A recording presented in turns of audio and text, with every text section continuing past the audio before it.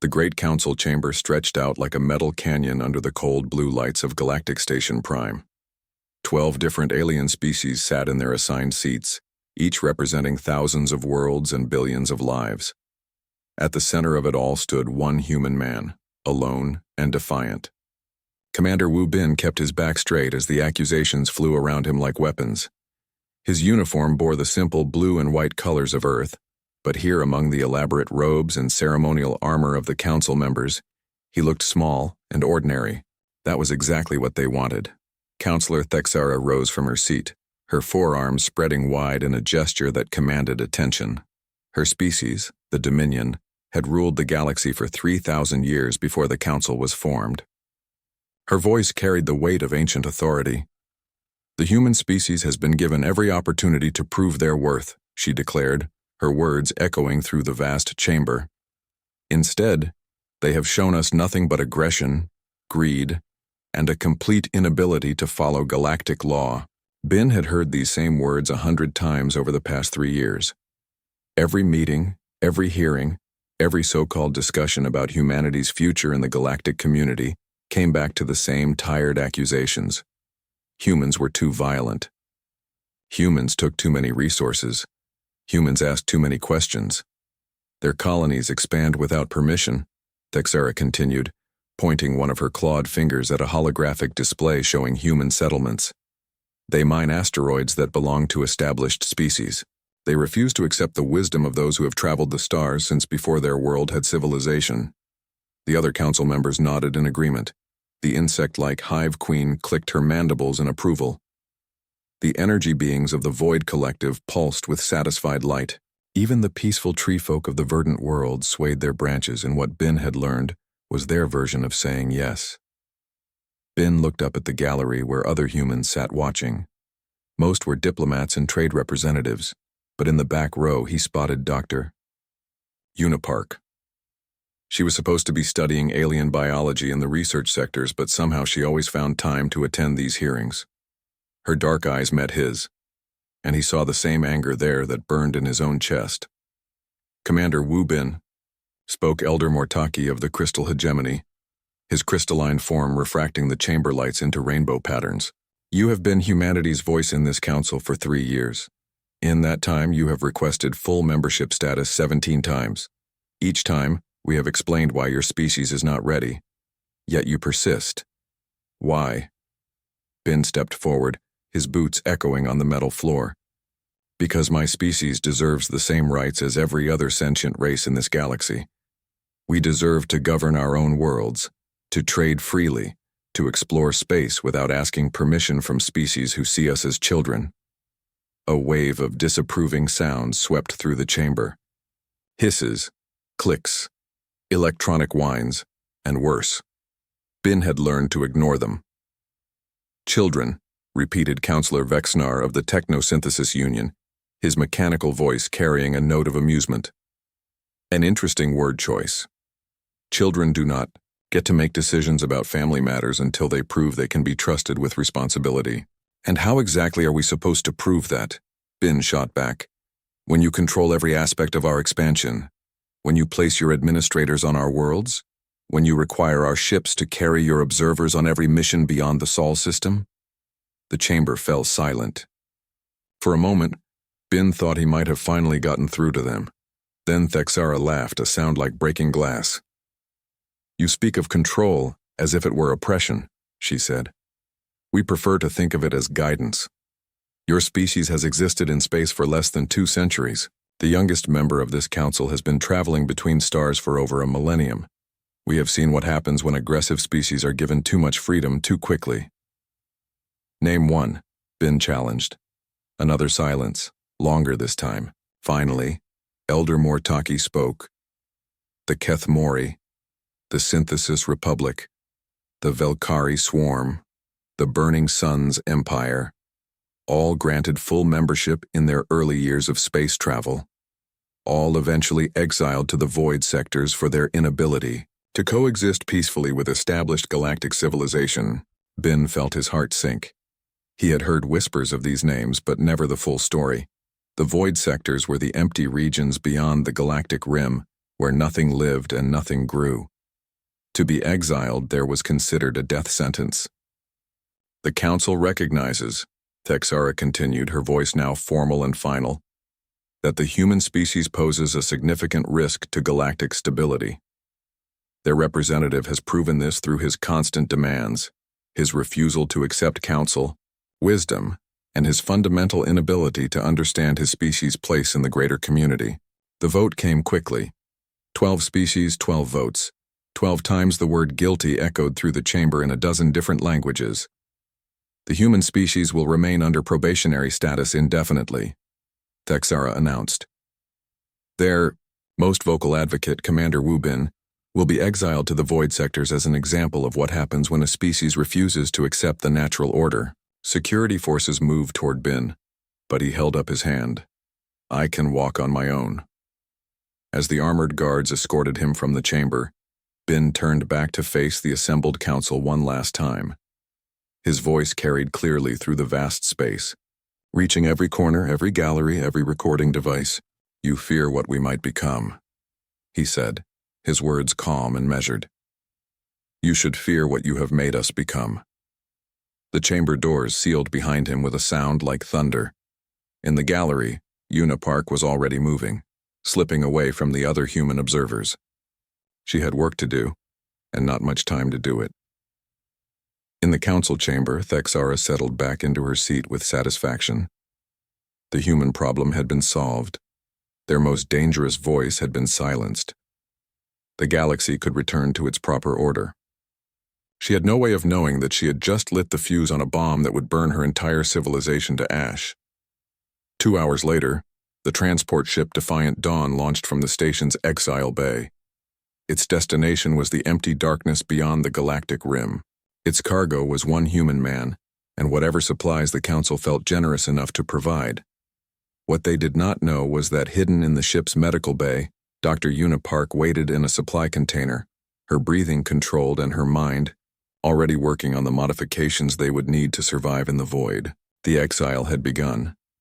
But so had something else.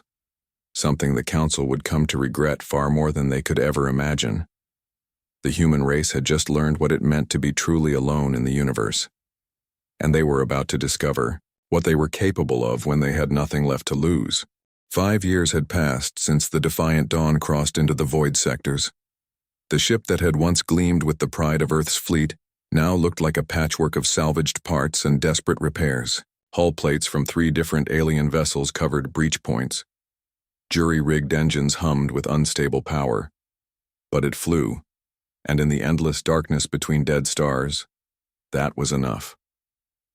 Wu Bin stood in the cramped command center studying, a star chart that showed nothing but empty space. His uniform had been replaced long ago with practical work clothes. His face bore new scars from 5 years of barely surviving in the galaxy's graveyard. But his eyes still burned with the same determination that had gotten him exiled. Another distress signal, Una called from the science station she had built from spare parts. Her equipment looked nothing like the elegant devices they had used, back on Earth. But it worked better than anything the Council had ever given humanity. Same pattern as the others. Automated beacon, very old. Bin nodded. They had followed dozens of these signals over the years. Sometimes they found empty ships drifting in space. Sometimes they found the remains of colonies that had died long ago, but sometimes, just sometimes, they found survivors. Set course, he ordered. Let's see who else the Council decided was too dangerous to live. The Defiant Dawn changed direction, its engines leaving a trail of blue fire in the void. 3 days later, they found the source of the signal. A massive space station orbited, a dead moon, its metal hull pitted with age and battle damage. But light still glowed in its windows, and energy readings showed it was very much alive. That's not a human design, Una observed, studying the station through their makeshift sensors. Those are Kethmori weapon ports, but I thought they were all destroyed centuries ago. Bin smiled grimly. Apparently, the Council's history lessons left out a few details. Hail them. The response came immediately. A face appeared on their screen that looked almost human, but the skin was gray and marked with ritual scars. The eyes glowed with an inner fire that spoke of a warrior culture. Human ship. the alien said in heavily accented standard. "You are far from home. State your business or prepare to die." "My name is Wu Bin. I was exiled from Council Space 5 years ago. We're looking for others who share our situation." The alien's expression changed from suspicion to something that might have been amusement. "Exiled humans. That is unexpected. I am Veltar, war chief of the Kethmori survivors. If you wish to dock, you must prove your worth in combat. It is our way." Bin looked at Yuna, who shrugged. "We've come this far," she said. "Besides, our supplies are running low." The docking bay of the Kethmori station was enormous, built to hold warships from the days when their people had been a major galactic power. Now it held only a few small vessels, but Bin could see the remains of mighty battleships being slowly stripped for parts. Veltar met them at the airlock with 2 other warriors. Each of them stood nearly 7 feet tall and carried weapons that looked like they could cut through starship armor. But their stance was respectful, not threatening. "The trial is simple," Veltar explained as he led them through corridors lined with weapon racks and battle trophies. "You fight 3 of our champions. If you survive, you may stay and trade. If you die, your companion may leave in peace." The fighting ring was in the center of the station, surrounded by stands where hundreds of Kethmori had gathered to watch. Bin had expected maybe a dozen survivors, but there were far more than that. Enough to crew several ships if they had them. The first champion was young and fast, using a curved blade that whistled through the air.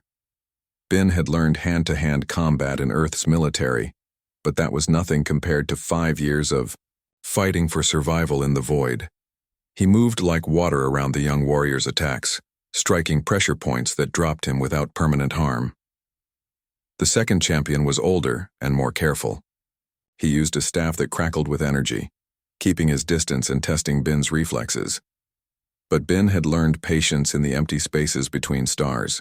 He waited for his opening and took it, using the warrior's own momentum to send him crashing into the ring's barrier.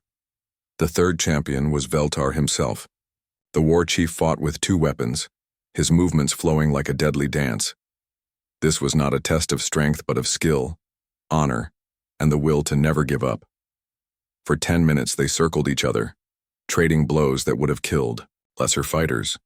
In the end, it was Bin's experience with multiple alien fighting styles that won the day. He had learned Centauri grappling from salvage crews, hegemony blade work from ancient training videos, and a dozen other techniques from species the Council had forgotten. When Veltar committed to a finishing move, Bin was ready with a counter that left the war chief flat on his back. Veltar laughed as Bin helped him to his feet. "Your species fights like us, but you think 3 moves ahead where we think 1. No wonder the Council feared you." That night, as they shared a meal of processed proteins and synthetic nutrients, Veltar told them the truth about the Kethmori. Exile. "We were not destroyed," he said. "We were relocated. The Council said our warrior culture made us too dangerous for civilized space. They gave us a choice: abandon our ways and become peaceful farmers, or accept exile to the void sectors." "How many chose exile?" Yuna asked. "All of us," Veltar replied with pride. "We would rather die as warriors in the darkness than live as slaves in the light." Over the following months, Bin and Yuna learned about the other exiled peoples.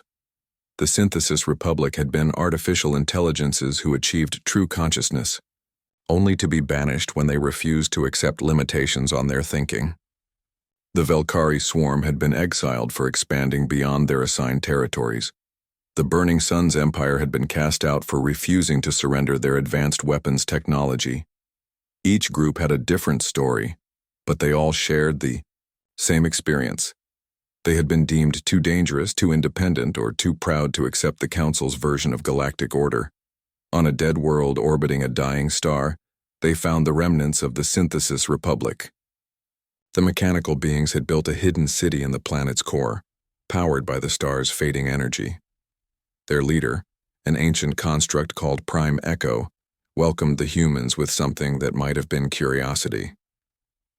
"We have been watching your progress through the void," Prime Echo said, its voice a harmony of electronic tones. Your species displays unusual adaptability. We believe you may be the key to something we have been working on." "What kind of something?" Ben asked.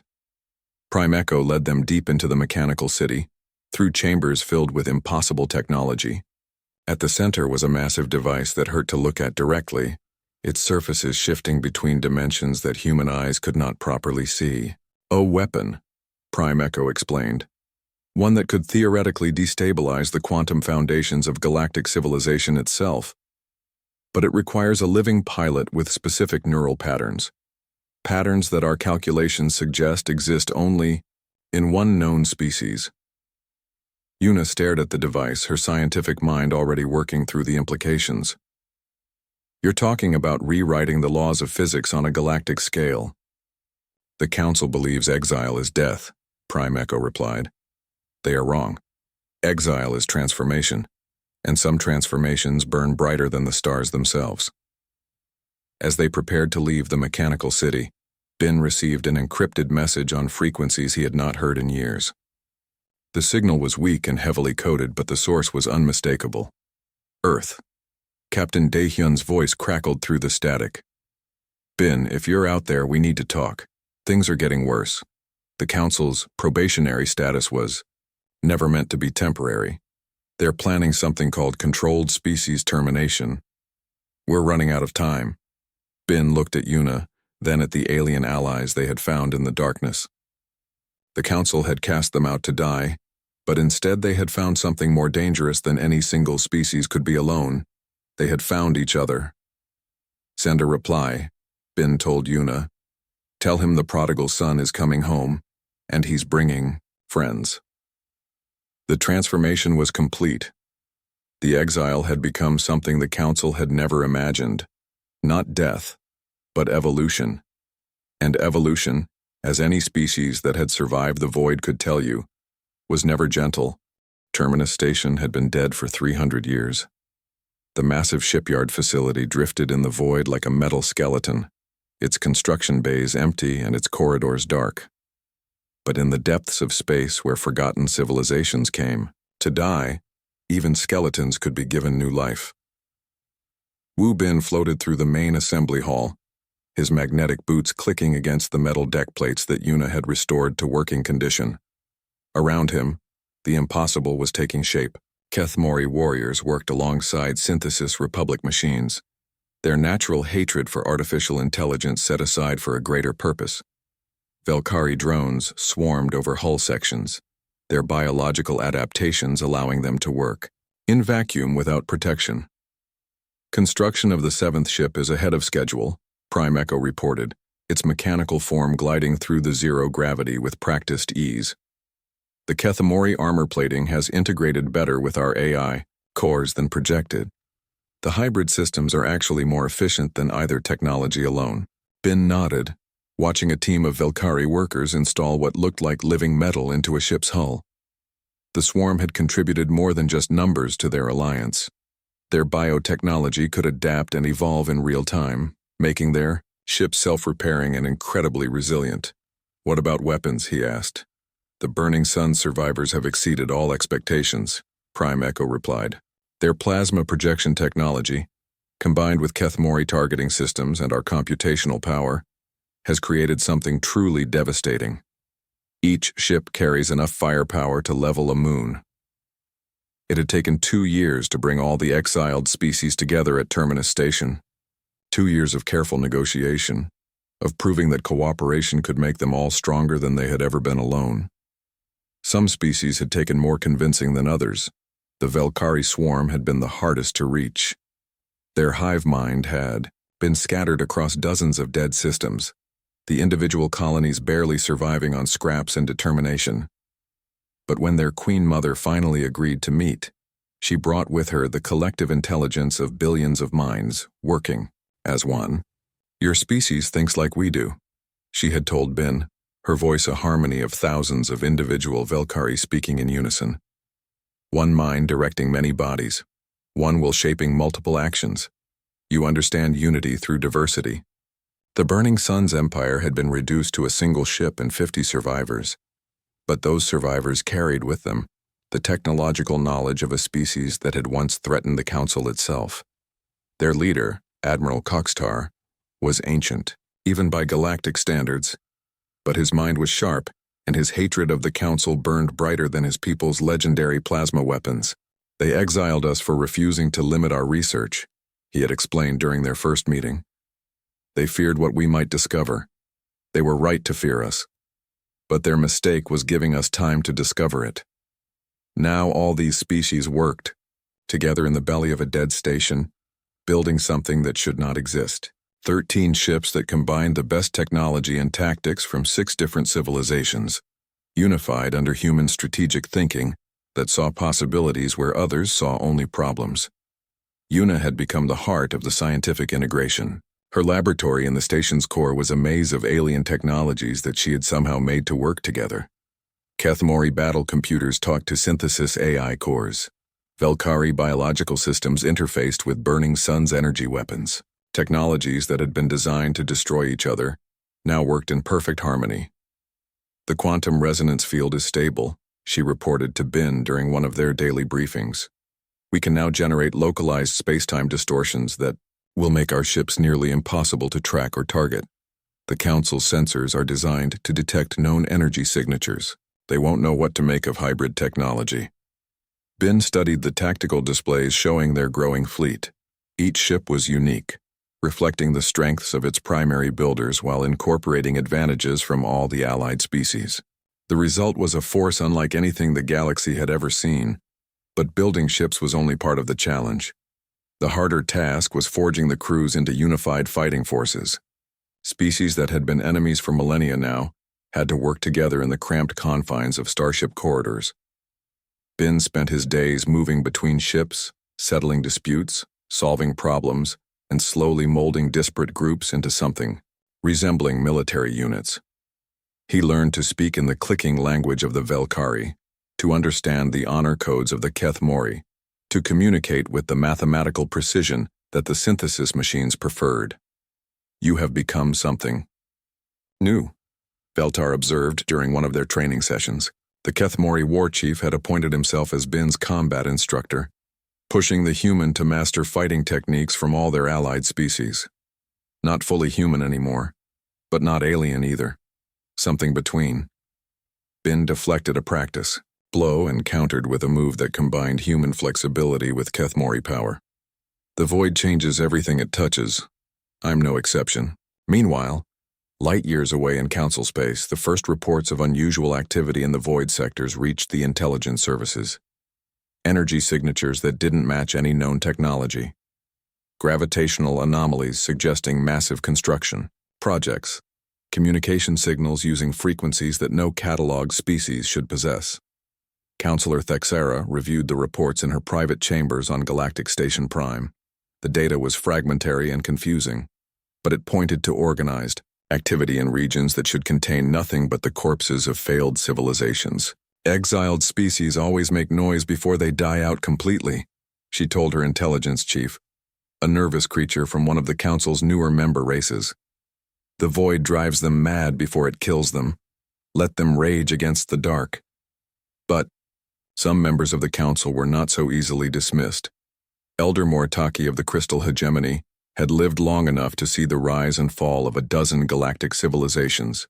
He studied the reports with growing unease. These energy patterns, he said to his aide, run them through the historical archives. Compare them to the signatures we recorded during the Kethmori War, the Synthesis Rebellion, the Velkari expansion. The results made his crystalline form dim with concern. The energy signatures matched, but they were combined in ways that should be impossible. Enemy technologies working together, species that hated each other cooperating on massive construction projects. On Earth, Captain Daehyun received another coded transmission.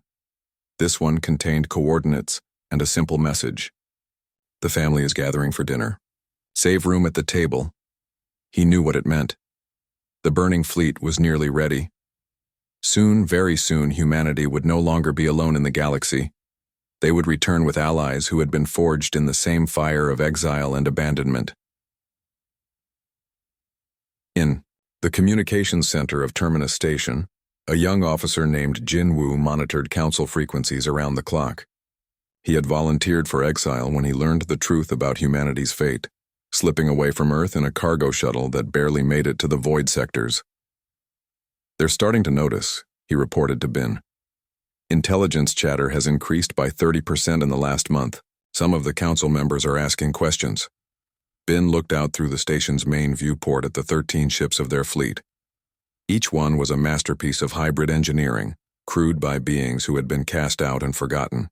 They had been exiled for being too dangerous, too independent, too proud to accept the council's vision of order.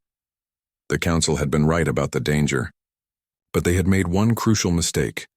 They had assumed that exile meant death. Instead, it had meant evolution. "Let them ask questions," Bin said quietly. "Soon they'll have all the answers they can handle." The forging was complete. In the darkness, between dead stars, something new had been born. Not human, not alien, but something that combined the best of both. The council had created their own destroyers by trying to eliminate what they feared. Now those destroyers were ready to come home. Nexus Prime was the greatest military fortress in the galaxy. Built into an asteroid the size of a small moon, it housed the council's most advanced defense fleets and commanded 17 star systems from its position at the edge of civilized space. For 800 years, no enemy had been able to approach within 10 light-years of its massive gun platforms and sensor arrays. Admiral Yon Seo stood in the command center, watching the holographic displays that showed normal space traffic throughout her sector. Merchant vessels, patrol ships, and diplomatic carriers moved in their assigned lanes like pieces on a vast game board. Everything was orderly, peaceful, and under control. Then the alarms began. "Admiral," called her sensor operator, a young technician whose species communicated through color changes in their skin. Right now, those colors were flashing the bright red of extreme alarm. "We have multiple contact emerging from hyperspace. Signature unknown. Distance 12 light-years and closing fast." Yonseo moved to the tactical display. 13 contacts had appeared on the edge of her sensor range, moving in a formation she had never seen before. But what made her blood run cold was their speed. No known ship could travel that fast in normal space. "Enhance the display," she ordered. "I want to know what we're dealing with." The image that appeared on the main screen defied everything she thought she knew about starship design. The approaching vessels looked like they had been built from the corpses of a dozen different fleets. Hull sections that belonged to long dead civilizations were fused together with technology that hurt to look at directly. Energy patterns that should not exist writhed around their forms like living things. "Admiral," her communications officer spoke with a voice that trembled slightly. "We're receiving a transmission on all frequencies, audio only." The voice that filled the command center was human, but there was something else underneath it. Something that had been changed by years in the void between stars. "Nexus Prime, this is Commander Wu Bin of the Burning Fleet. You have 30 minutes to evacuate all civilian personnel. After that, we will demonstrate what happens when you exile the wrong species." Yonseo felt her heart skip. Wu Bin was supposed to be dead, lost in the void sectors years ago. The council had assured everyone that exile was a death sentence. But the ships on her screen were very much alive, and they were moving with purpose that spoke of careful planning and terrible intent. "All fleets to battle stations," she commanded. "Activate the orbital defense platforms. Send an emergency signal to council headquarters. Tell them the exiles have returned." The response came from throughout the system as her forces moved to intercept the approaching threat. 300 ships of the line, the most advanced warships in the galaxy, moved to defend their fortress. Gun platforms the size of city blocks powered up their main weapons. Shield generators that could protect entire planets hummed to life, against 13 ships that looked like they had been built from scrap metal and spite. The battle began at the edge of the system's gravity well. Yonseo's fastest ships, a squadron of pursuit cruisers designed to hunt down pirates and smugglers, reached the enemy fleet first. Their plasma cannons fired in perfect coordination, streams of superheated energy that could vaporize a mountain. The beams struck the lead enemy ship and simply disappeared, not deflected by shields, not absorbed by armor, but gone as if they had never existed. The space around the burning fleet ships writhed with impossible geometries that bent light and energy around them like water flowing around stones. "What kind of shielding is that?" Yonseo demanded. Her science officer, a brilliant theorist from the academic collective, stared at the readings in confusion.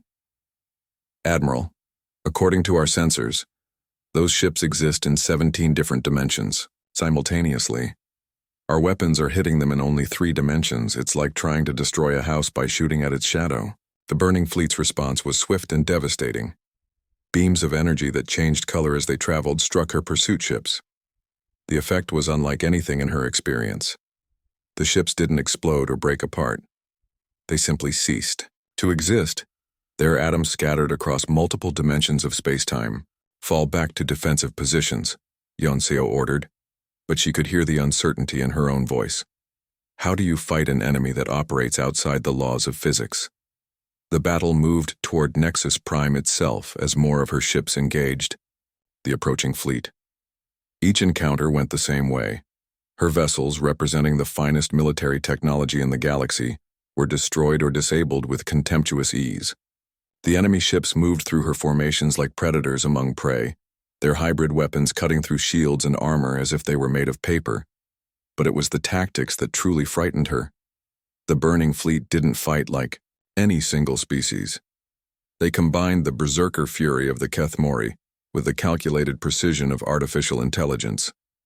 They used Velkari swarm techniques with weapons that belonged to civilizations she thought were extinct. And coordinating it all was a human strategic mind that seemed to anticipate her every move. They're not just using unknown technology, she realized, speaking to her staff. They're fighting like 6 different species at once. How is that possible? The answer came from an unexpected source. Elder Mortaki's voice crackled over the emergency communication channel from Council headquarters. "Admiral, you are not fighting one species. You are fighting an alliance of every race we have exiled in the past 500 years. They have united under human leadership." Yonseo felt the blood drain from her face. The Council had exiled dozens of species over the centuries, always with the assumption that exile meant death. If they had all survived, all united, all shared their technology and knowledge. "How many ships are we really facing?" she asked. 13 vessels. "Elder," Mortaki replied. "But each one represents the combined military knowledge of an entire civilization. You are fighting the ghosts of every species we thought we had eliminated." The orbital defense platforms opened fire as the burning fleet approached Nexus Prime itself. Weapons that could crack planets unleashed their fury on the approaching ships. For a moment, Yonseo dared to hope that their massive firepower would make a difference. The hope died as the enemy ships passed through the weapons' fire like it wasn't there. Their shields, if they could be called that, bent reality itself around them. They existed in normal space just enough to destroy her ships, but not enough to be destroyed in return. "Admiral," her tactical officer called out, "the enemy fleet is targeting our primary reactor. If they breach the containment field..." Yonseo understood. Nexus Prime's reactor contained enough energy to power a dozen star systems. If it was destabilized, the explosion would be visible from the galactic core. She opened a channel to the burning fleet. "Commander Bin, this is Admiral Yonseo. I formally surrender Nexus Prime. Please allow my crews to evacuate." The response came immediately. "You have 1 hour to get your people clear. After that, Nexus Prime becomes a demonstration of what happens when you underestimate exiled species." As evacuation ships fled the doomed fortress, Yonseo found herself face to face with the man the Council had exiled years ago. Wu Bin materialized on her bridge through some form of teleportation technology that shouldn't exist. He looked older, changed by his years in the void. But his eyes still burned with the same determination that had gotten him exiled. "You were supposed to die out there," she said quietly. "Death was never the plan," Bin replied. "Evolution was. The Council created their own destroyers by trying to eliminate what they feared. Now you get to see what we became in the darkness." As his form faded away, Yonseo looked out at the burning fleet preparing for their next target. In the past 6 hours, they had destroyed the Council's greatest military installation, and hundreds of their best ships. This wasn't a raid or a terrorist attack. This was the opening move in a war that the Council was not prepared to fight. The destruction of Nexus Prime was visible throughout 3 sectors. The explosion turned the night sky white on 17 different worlds. And in council chambers across the galaxy, beings who had ruled space for millennia suddenly understood that their age was ending. The exiles had returned, and they had brought fire with them. The Galactic Council had not held an emergency session in over 300 years. The Great Chamber on Galactic Station Prime buzzed with panic as representatives from 12 species tried to understand how their 1,000-year empire was crumbling around them. Councillor Thexara stood at the center of the chaos, her forearms gesturing wildly as she tried to maintain order. In the past month, 17 council installations had been destroyed. Supply lines that had operated without interruption for centuries were severed. 3 member species had declared neutrality, and 2 others had joined what the news networks were calling the Exile Rebellion. "How is this possible?" demanded Councillor Vexnar, his mechanical form sparking with agitation. 13 ships against the entire galactic fleet. They should be overwhelmed by simple numbers. Elder Mortaki's crystalline form pulsed with dim light as he reviewed the latest tactical reports. Numbers mean nothing when your enemy exists in dimensions you cannot reach. Their technology is beyond anything we have encountered. Each of their ships is worth 100 of ours. On the display screens around the chamber, images played of the burning fleet's latest victory. The fortress world of Kepler 7 had fallen in 3 hours. Its planetary shields, designed to withstand the impact of asteroids, had been torn apart like tissue paper. The defense fleet had been scattered to atoms by weapons that turned matter itself into energy. "We must negotiate," said Queen Zixala, of the Hive Collective, her insect features clicking with nervous energy. "Offer them full membership, colonies, reparations, whatever they want." "They don't want membership anymore," Elder Mortaki replied quietly. "They want our worlds to burn as we burned theirs." The truth of his words became clear when the burning fleet appeared at the edge of the Sol system. Earth, humanity's birthplace, had been under council occupation for 8 years. Council administrators controlled every major city. Council observers monitored every human settlement beyond the home system. It was supposed to be a model of how a probationary species should be managed. Captain Dae-hyun stood on the bridge of his flagship, the last free human vessel in the system. For years he had followed council orders, watched his people be treated like children, seen their expansion limited and their dreams crushed. But when the familiar energy signatures appeared on his sensors, he knew the waiting was over. "All ships, this is Captain Dae-hyun," he broadcast on the resistance frequency that Jinwoo had established years ago. "Execute Liberation Protocol. Target all council installations. Show them what happens when you occupy the wrong planet." The battle for Earth lasted 6 hours. Council forces had expected to face a small fleet of outdated human ships. Instead, they found themselves caught between the burning fleet's advanced technology and a coordinated uprising by every human vessel in the system. Administrator Rixcal died in his command center, still sending desperate messages to Council headquarters about impossible human ships that bent space around them like toys. His last transmission was cut short when Jin Woo's electronic warfare programs turned the Council's own communication network against them. When the Defiant Dawn landed in the ruins of the Council administration building, Wu Bin stepped onto Earth soil for the first time in 8 years. The planet looked older, scarred by years of foreign occupation, but it was free. Yuna emerged from the ship behind him, carrying a datapad filled with the technological specifications they had gathered from their alien allies. "The Liberation fleets are ready," she reported. "Veltar has 17 systems, under Kethmori control. Prime Echo's machine fleets have taken 8 more. The Velkari swarm is expanding into Council territory faster than they can respond." Bin nodded, but his attention was focused on the holographic message that had arrived an hour ago. The Council was requesting a meeting. After years of calling, him a terrorist and a traitor, they wanted to negotiate. "Set course for Galactic Station Prime," he ordered. It's time to finish this. The final confrontation came as the burning fleet emerged from hyperspace around the Council's seat of power. The massive station that had been the center of galactic civilization for a millennium now looked small and fragile compared to the ships that surrounded it.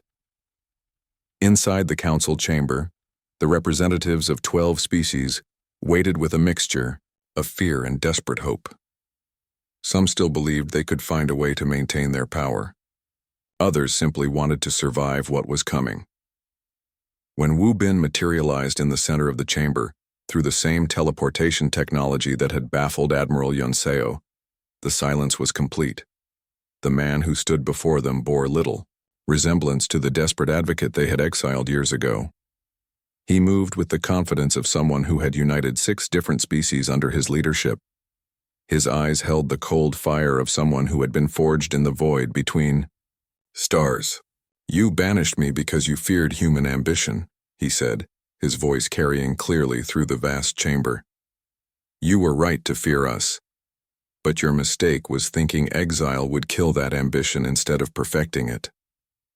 Counselor Thexera tried to speak, but Bin continued without pause. "You called us a probationary species. You were right. We were on probation, but not as junior members of your empire. We were on probation as its eventual successors." "What do you want?" Elder Mortaki asked, his ancient wisdom finally grasping the scope of what had been unleashed. "Justice," Bin replied.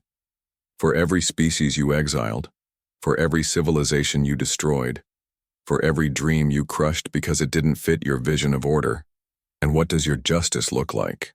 Thexara demanded, her voice shaking with barely controlled rage. Bin smiled, and the expression was not entirely human anymore. Years of working with alien allies had changed him in ways that went beyond tactics and technology. "You're about to find out." The destruction of Galactic Station Prime took 17 minutes. The burning fleet didn't use conventional weapons. Instead, they employed the quantum destabilization technology that Prime Echo had perfected in the depths of the mechanical city.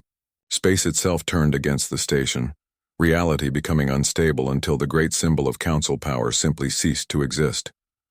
The explosion was visible from 17 star systems, but it was more than just destruction. It was a message. The age of council rule was over. The age of human dominance had begun. In the months that followed, the galaxy learned to adjust to its new reality. The Council's member species found themselves dealing with human administrators who understood alien psychology better than the aliens understood themselves. Trade routes were reorganized under Kethmori protection. Scientific research was accelerated by Synthesis Republic computational power. Exploration expanded under Velkari biological adaptation techniques. Some worlds resisted. They were given the choice that the Council had once offered to humanity: accept the new order or face exile. To the void sectors, most chose acceptance. Standing on the observation deck of the new galactic capital ship, Yuna asked Bin if he felt that justice had been served. He looked out at the stars they now commanded, at the ships crewed by humans and aliens working together, not as rulers and subjects, but as equals united by shared experience. The galaxy was vast, full of species that had never known council rule. Some of them would welcome the new order. Others would resist. "Justice?" he said finally. "No. This isn't justice. This is evolution. And evolution doesn't stop." The galaxy had learned a hard lesson about the danger of pushing certain species too far. Humans didn't just survive adversity. They were transformed by it, made stronger, more dangerous, more determined than their enemies ever imagined possible. The Council had feared what humanity might become if given full freedom.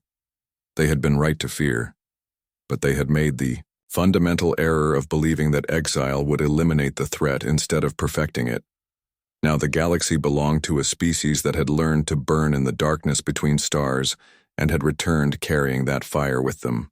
The age of human ascendancy had begun, and it would not end until every star in the galaxy knew what it meant to underestimate the species that refused to stay down. The exile was over. The burning had just begun.